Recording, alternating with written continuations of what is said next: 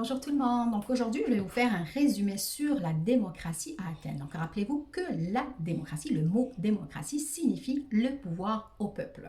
Donc pourquoi parle-t-on spécialement de la démocratie dans la ville d'Athènes, enfin la cité-État d'Athènes en Grèce antique? Tout simplement parce que c'est là où la démocratie a été mise en place, donc vers le 5e siècle avant Jésus-Christ. Avant que Athènes arrive à une démocratie proprement dite, elle est passée en fait par plusieurs pouvoirs en place.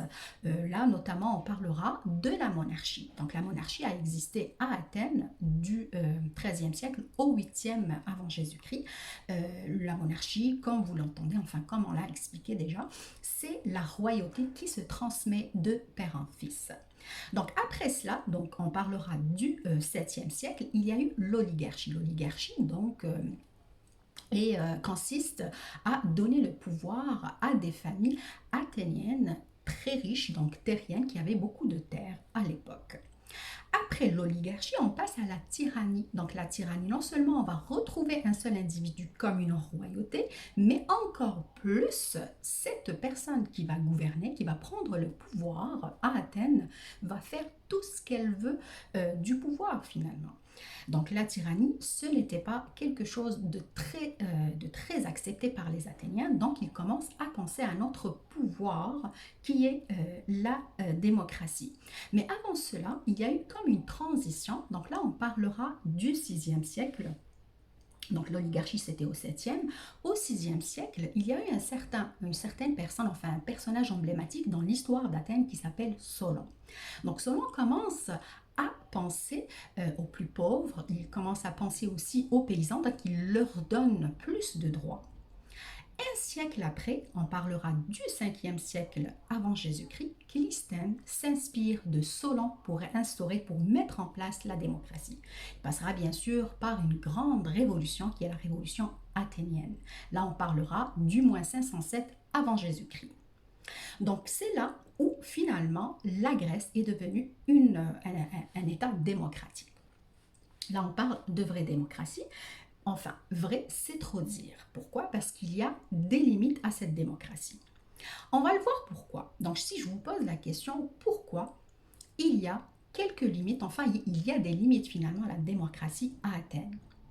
Ou, en d'autres termes, pourquoi la démocratie à Athènes ne ressemble pas à la démocratie d'aujourd'hui. Pour répondre à la question, je vais vous parler des quatre groupes sociaux qui coexistaient en fait à Athènes à cette époque.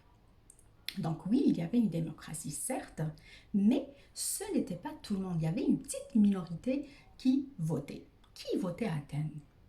Seulement les citoyens. Et les citoyens représentaient seulement 15% de la population à Athènes. Les autres 85 qui restent, ce sont soit des femmes et enfants qui ne sont pas citoyens, parce que même les femmes n'étaient pas considérées comme citoyennes, les enfants aussi, donc qui représentaient quand même 35% de la population à Athènes. On a aussi les métèques. Ils n'ont pas le droit de vote. Ce sont des étrangers qui viennent d'ailleurs, en fait, qui s'installent à Athènes. Ils n'ont pas la citoyenneté, ils n'ont pas la liberté civile, ils ont la liberté civile, oui, mais ils n'ont pas les d'autres libertés. Ils n'avaient pas le droit d'avoir des terres, ils n'avaient pas le droit au vote, etc. Et puis, bon, les métèques, ils représentaient seulement 13% de la population. Et encore, on a le groupe social qui est représenté par les esclaves, qui représente 37%. Donc ils sont très nombreux. C'est clair que les esclaves n'avaient aucune liberté, encore moins de voter.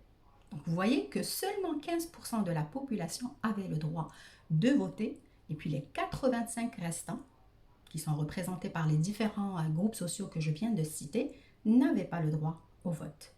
D'où justement les limites de la démocratie à Athènes. J'espère que ça a été utile. Je vous retrouve à la prochaine vidéo. Bye!